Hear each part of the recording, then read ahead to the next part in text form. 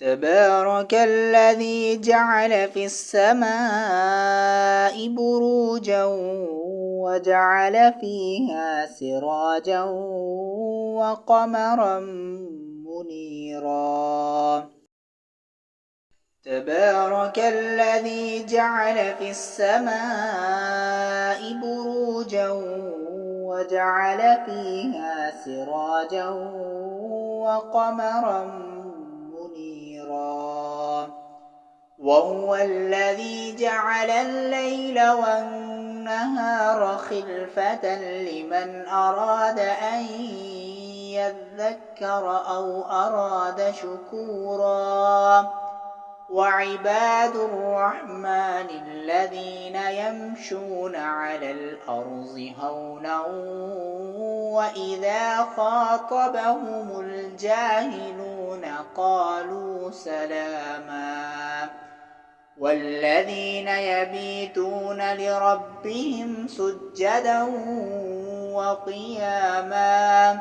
والذين يقولون ربنا اصرف عنا عذاب جهنم إن عذابها كان غراما إنها ساءت مستقرا ومقاما. والذين إذا أنفقوا لم يسرفوا ولم يقتروا وكان بين ذلك قواما. والذين لا يدعون مع الله إلها آخر ولا يقتلون النفس التي حرم الله إلا بالحق ولا يزنون ومن يفعل ذلك يلقى أثاما يضاعف له العذاب يوم القيامة ويخلد فيه مهانا إلا من تاب وآمن وعمل عملا صالحا فأولئك يبدل الله سيئاتهم حسنات وكان الله غفورا رحيما. ومن تاب وعمل صالحا فإنه يتوب إلى الله متابا. والذين لا يشهدون الزور وإذا مروا باللغو مروا كراما.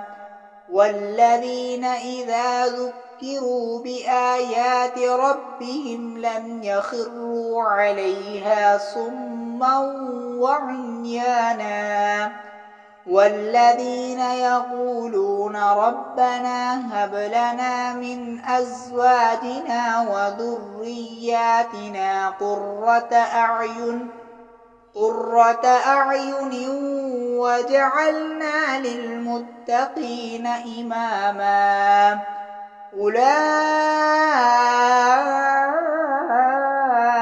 يجزون الغرفة بما صبروا ويلقون فيها تحية وسلاما خالدين فيها حسنت مستقرا ومقاما.